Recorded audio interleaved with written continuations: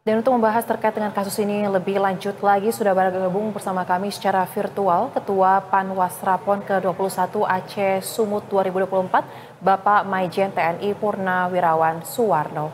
Selamat sore Pak Suwarno. Selamat sore Mbak, terima kasih. Baik, terima kasih telah bergabung bersama kami di Berita Satu Sore. Pak, kita tahu ya bahwa terkait dengan fasilitas PON 2024 Aceh Sumut ini belakangan menjadi viral di sejumlah platform media sosial. Beberapa akun mengunggah terkait dengan keadaan fasilitas PON yang dinilai buruk. Bagaimana tanggapan Anda sebagai Ketua Panwasra? Baik Mbak, jadi terkait dengan penyelenggaraan PON ini, kita dihadapkan dengan beberapa situasi di mana ini merupakan PON yang pertama dilakukan di 2 provinsi. Jadi selain Sumatera Utara, kami juga ada di wilayah Aceh. Pada saat kita mempersiapkan menuju ke PON, semuanya fokus kepada penyiapan venue. Seringnya pergantian pejabat baik di level gubernur maupun di bupati dan wali kota, ini dengan sendirinya merupakan satu dinamika tersendiri.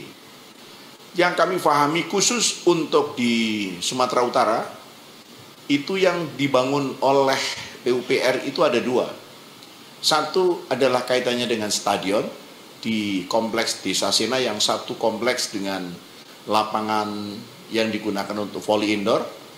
Kemudian satu lagi gateball terpisah. Kemudian yang lain adalah disiapkan oleh tuan rumah, dalam hal ini oleh PB PON Sumatera Utara. Beberapa venue memang ini semuanya menjadi sorotan oleh semua pejabat, saya katakan, baik dari pusat, Kementerian Koordinator PUPR, Kementerian Dalam Negeri, Kementerian Olahraga, pejabat-pejabat gubernur, PJ pengganti, semuanya berfokus kepada venue. Apa yang kita lihat di lapangan, ada venue-venue yang memang agak belakangan. Kenapa? Venue itu sendiri dibangun di lingkungan sama dengan stadion yang disiapkan. Di situ ada beberapa venue. Stadion itu sendiri sebetulnya disiapkan untuk upacara penutupan. Kemudian di sebelahnya ada Stadion Madia yang digunakan untuk atletik. Itu oleh APBD, sudah selesai, atletik sudah bermain. Sebelahnya lagi ada GOR untuk bela diri atau untuk martial art, sudah selesai. Kemudian sebelahnya adalah volley indoor. Dari beberapa bangunan yang satu kompleks itu, Sumatera Utara ada beberapa keterbatasan anggaran di penghujung dari persiapan menuju PON, sehingga waktu itu diajukan untuk supaya mohon bantuan dari Kementerian PUPR ikut menangani masalah infrastruktur dan lingkungan yang ada di kompleks sport center di Sina. Dari pekerjaan yang satu lokasi, akses infrastruktur jalan masuk itu masih dalam proses pengerjaan, makanya beberapa kendala ini menyebabkan ada beberapa jalan alternatif menuju ke venue. Karena kalau kita menggunakan jalan yang utama, yang nanti akan digunakan untuk upacara penutupan dan akses jalan menuju ke venue-venue itu, maka sekarang masih dalam proses pengerjaan. Waktu itu sudah sangat mepet. Yang kami tahu ada sekitar 4 atau 3 bulan terakhir baru mendapatkan persetujuan dari Kementerian PUPR dan dikerjakan oleh Balai. Ini pekerjaan stadion yang berat, ditambah lagi dengan pekerjaan-pekerjaan yang lain, ditambah lagi infrastruktur, terjadi penumpukan pekerjaan di tempat yang sama. Bahkan kami pernah melihat antara pekerja infrastruktur yang dituntut untuk cepat selesai, dihadapkan dengan pekerjaan stadion yang juga harus cepat selesai. Nah ini saling berkoordinasi secara ketat, karena bahan bakunya juga akan lewat jalan, satu pihak alat-alat yang dibangun untuk stadion dan beberapa GOR juga lewat hal yang sama. Oleh sebab itu, kami melihat pada prinsipnya adalah venue digunakan untuk pertandingan bisa. Stadion pada saat nanti upacara penutupan kita berharap juga akan bisa digunakan. Sedangkan atletik sudah, untuk volley indoor sudah. Kalau mungkin ada beberapa hal karena mungkin faktor hujan dan lain sebagainya, kemudian ada kendala yang disebabkan karena masuk daerah lewat bukan pintu utama, kami kira ini yaitu yang terbaik yang bisa kita lakukan sehingga pertandingan untuk voli itu sendiri bisa berjalan dengan baik. Proses voli ini memang dibangun paling belakang selesai gitu Mbak. Jadi bagaimana kita untuk bisa mempercepat, bagaimana pengadaan peralatan, bagaimana pemasangan lampu, bagaimana untuk bisa memasukkan listrik dan air, ini merupakan sesuatu pekerjaan yang tidak ringan yang kami lihat di lapangan, Mbak.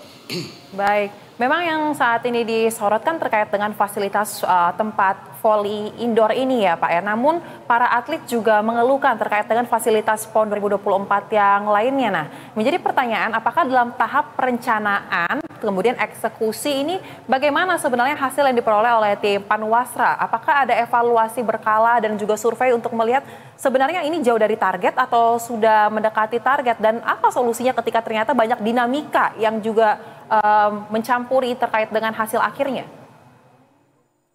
Iya, jadi kalau tadi saya katakan pada saat awal cerita persiapan menuju PON semuanya hanya fokus kaitannya dengan venue. Padahal venue ini hanya merupakan satu bagian dari 14 bidang yang kita kerjakan.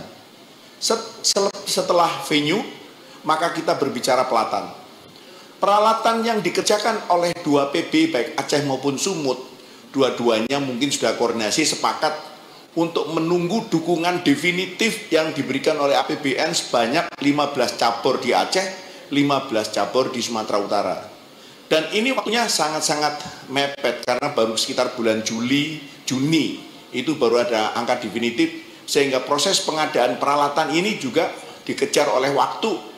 Hanya saja untuk Aceh mengambil metode atau cara dengan berpedoman kepada e-katalog sehingga lebih simpel, sedangkan Sumatera Utara menggunakan dengan cara lelang. Ini juga menjadi satu kendala bagi kami untuk kita dorong untuk sama-sama e-katalog.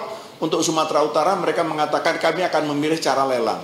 Karena mereka akan mengerjakan, kami nggak bisa untuk mengatakan ya kamu harus sama dengan yang ada di Aceh. Nah ini kendala sehingga di Aceh itu untuk peralatan lebih cepat mereka selesai, sedangkan di Sumatera Utara ini pada saatnya kita akan main yang pertama, contohnya seperti umpamanya senam.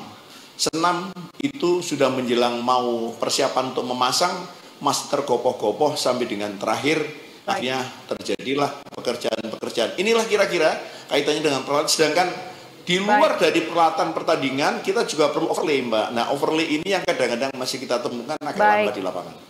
Baik, kemudian Pak Suwarno Menpora Dito Aryo Tejo dalam berbagai kesempatan juga mengatakan dirinya sudah menelusuri terkait dengan adanya dugaan penyelewengan anggaran untuk penyelenggaraan PON ke-21 ini. Apakah Anda juga melihat adanya indikasi tersebut dalam pelaksanaan PON 21 ini? Karena kan kita lihat kondisi venue-nya ternyata seperti ini.